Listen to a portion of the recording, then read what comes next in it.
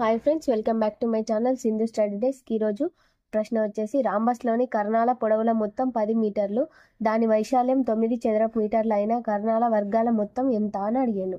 ఇప్పుడు రాంబస్లోని కర్ణాల పొడవులు అంటే T1 plus D2 is equal to 10 metres. ఇది D1, ఇది D2 కర్ణాల పొడవుల మొత్తం.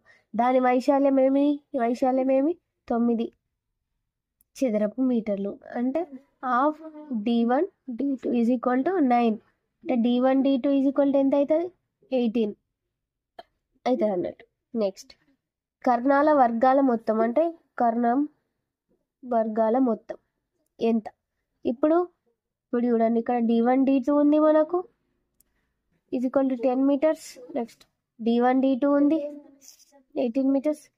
ఇది 2 సైడ్స్ స్క్వేర్ చేయండి. D1 plus D2 whole square is equal to 10 whole square. D1 square plus D2 square plus 2D1 D2 100. ఇక్కడ D1 square plus D2 square మనకు కనుక్కోవాలి. 2 into D1 D2 ఎంత అవుతుంది?